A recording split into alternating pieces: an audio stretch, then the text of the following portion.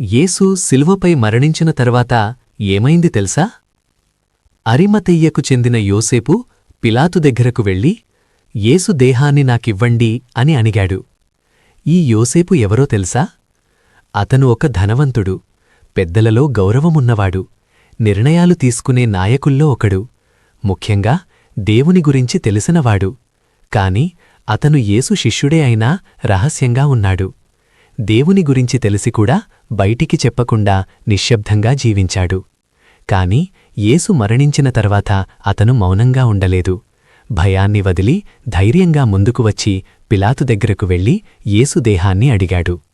పిలాతు అనుమతి ఇచ్చిన తర్వాత యోసేపు యేసు దేహాన్ని తీసుకుని శుభ్రమైన నారబట్టతో చుట్టి తాను సిద్ధం చేసిన కొత్త సమాధిలో, ఎవరూ ఇంతకుముందు ఉపయోగించని సమాధిలో యేసును ఉంచాడు.